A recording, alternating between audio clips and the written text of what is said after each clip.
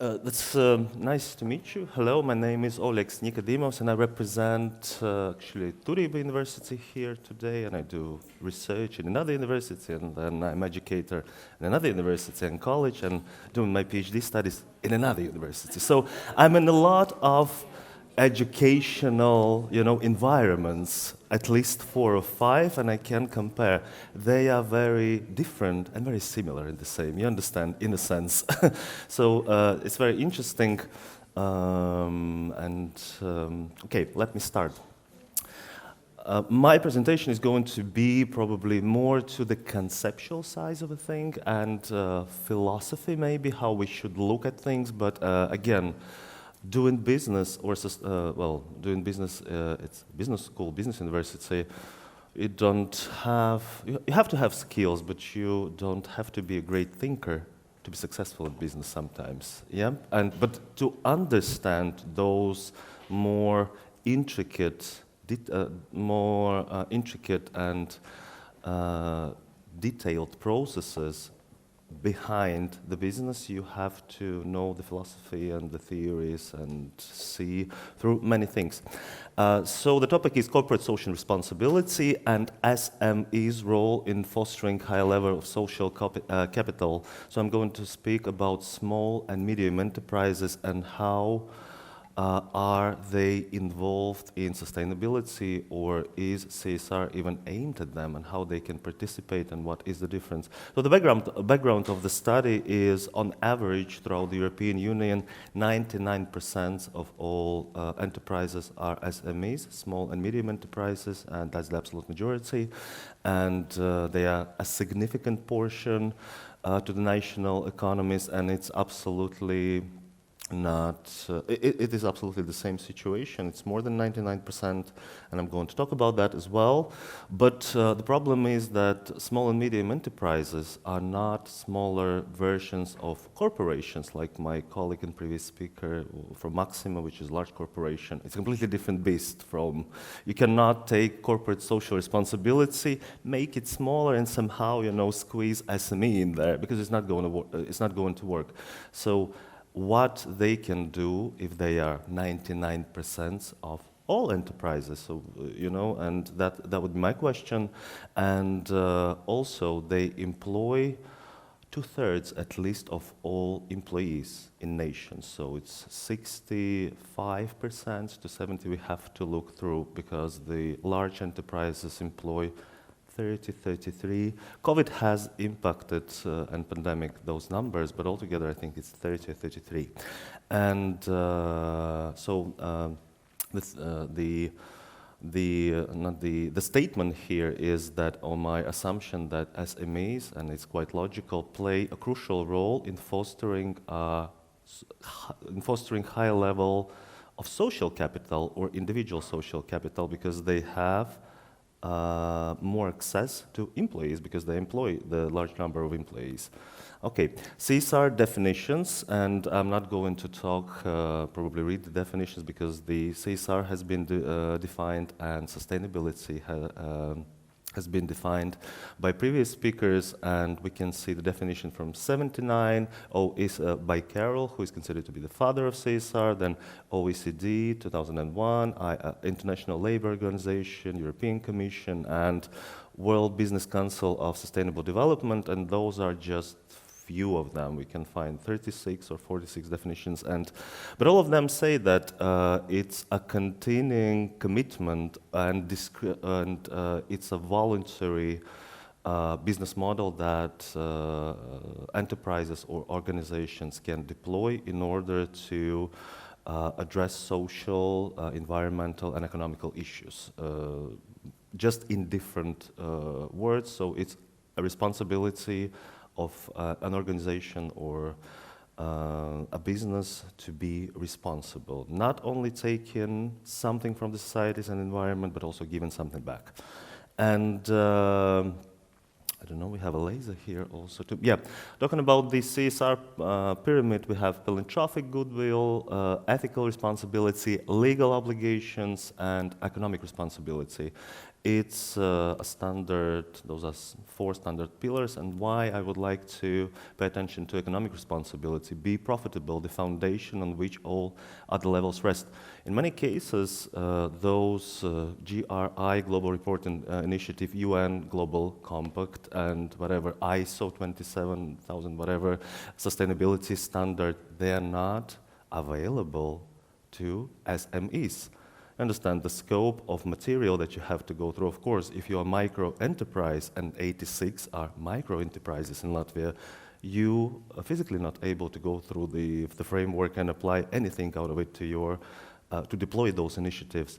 So I think many of our businesses in SME feel they do not completely understand what social responsibility or corporate social responsibility is, because they think it's about something that will make them give resources back. But the foundation is be profitable. It all lies in there, so you will increase your profitability in the end, directly or indirectly. So the one problem that might be here is lack of knowledge and expertise and SMEs and actually education and understanding the processes and the clear framework for them how they can apply some of those initiatives. Talking about the stakeholder theory, it's of course by Freeman the most popular for corporate social responsibility, but I'm talking about the stakeholder identification and salience theory there.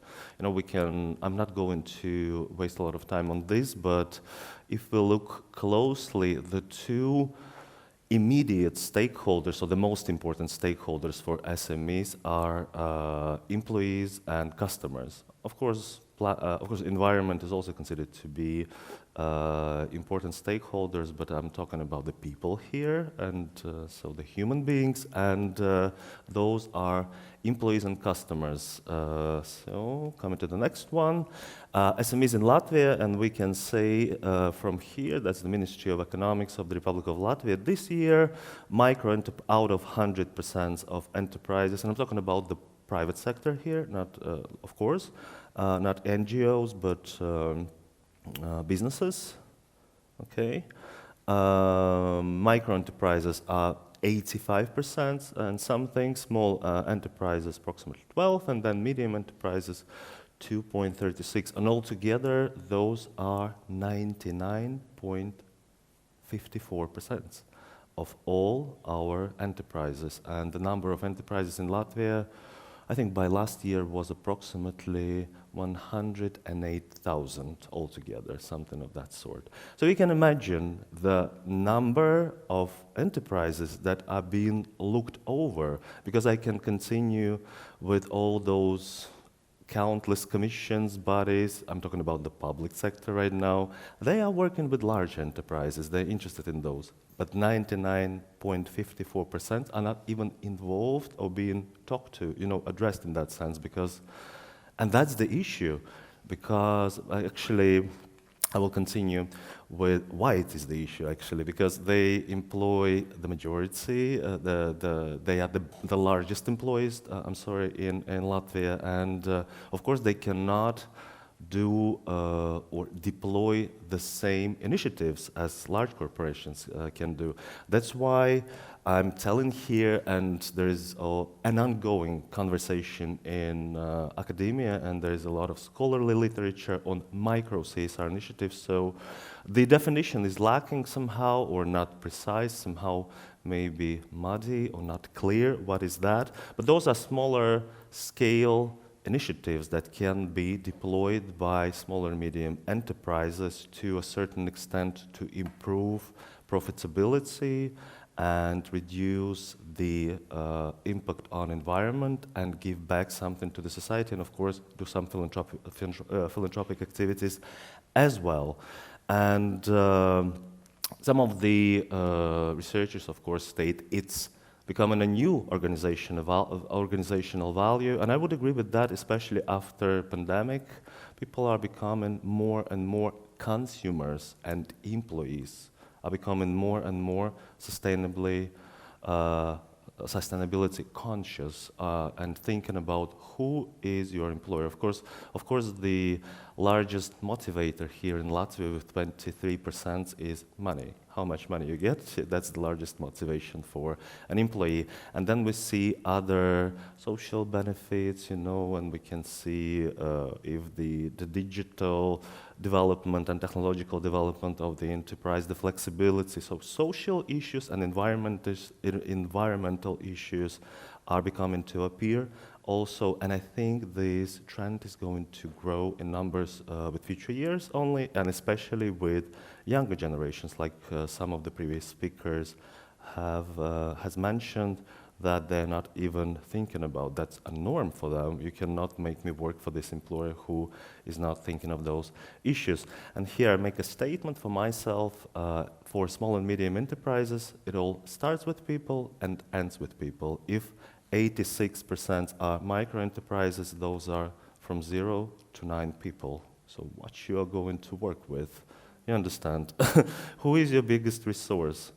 A person, your employee, and that's how it is. Talking about the social capital, maybe that would be more interesting to you. And of course, social capital, those are the networks, norms, and trust. And actually, trust and trustworthiness are two cornerstones of the social capital.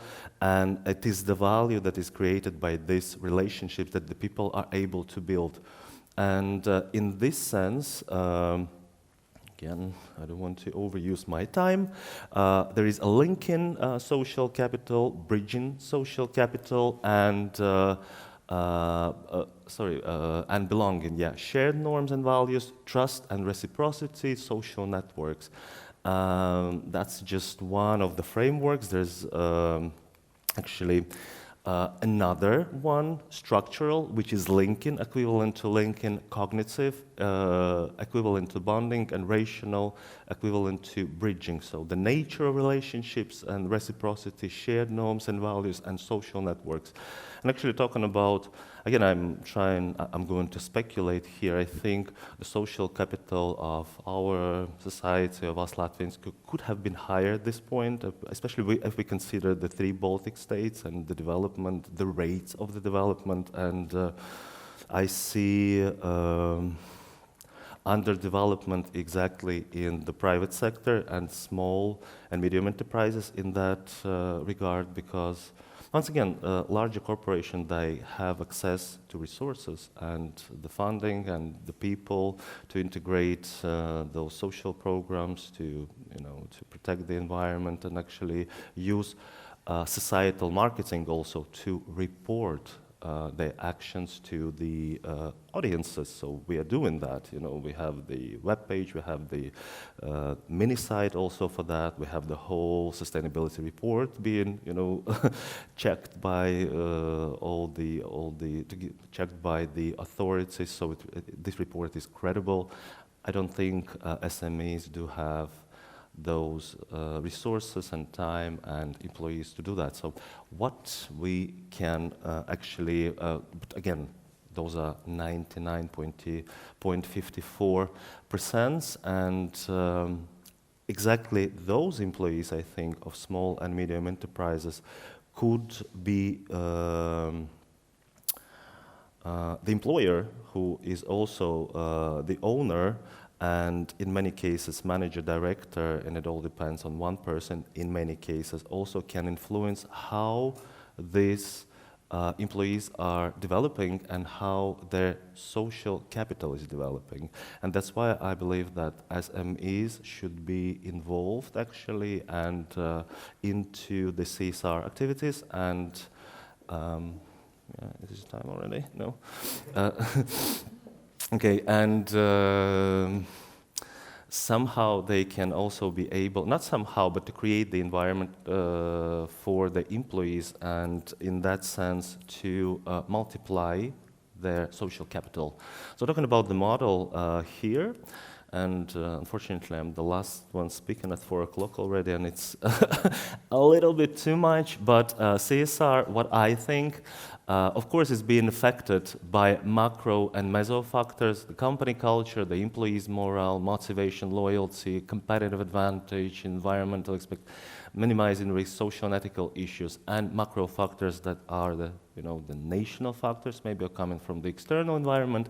Those are globalization and international standards. Those are the pressures that some of the SMEs can experience. Shadow economy and corruption, which again I might speculate because I don't have numbers, but there are a lot of issues that we as citizens improving our individual social capital can tackle altogether, because there will be corruption and there will be shadow economy until we as people are supporting that each day, every day, in small steps. Yeah, and that's all coming from a lower level of social capital. And that's why I'm talking, that's why I'm actually saying 99.54 of those of all the businesses are SMEs, and they work with those people, and they can improve or multiply that level of social capital. Regulations and policies, competitive market, human rights, public awareness, of course, yeah. It all impacts CSR. And what I say here, that of course, individual factors, our own individual factors, are greatly influencing the level of social capital that we possess and develop with time. But CSR, or micro CSR in small and medium enterprises, can serve as a partial mediator to improve the final result. So it cannot be a full, there cannot be full mediating effect, because whatever there is CSR or there are no CSR activities or initiatives deployed, social capital are going to develop, maybe very slow, but it's going to develop in individuals. Again, but CSR in SMEs can, SMEs, can make this process faster. And here we are coming to the conclusions that SMEs can play a crucial role in social capital creation process through their CSR initiatives and its mediating effect, so positive effect, and actually accelerating the process of development of individual social capital. Or we can see it as a positive externality of CSR deployment. And of course, for small and medium-sized enterprises, CSR can play a crucial role in building social capital, and it can have a positive impact on the local communities. And for SMEs, local communities are their employees and their customers, and build relationship with stakeholders, whatever the stakeholders are. There are like 18 of them or 15 of them, a lot of them. And by engaging in CSR activities or deploying those initiatives, SMEs can build trust and goodwill with customers, employees, and other stakeholders, and can build stronger networks and partnerships. Again, I can only speculate, but I think our society can have more trust and trustworthiness in overall. And speculation, we should research it empirically and then present. And overall, SMEs can leverage CSR to build social capital and strengthen relationships with their stakeholders, leading to a more sustainable and successful business. And I think, Marika, I guess, yes, you were a very good example here of small and medium enterprise from that category who is doing something very positive, and I applaud you for that. And thank you.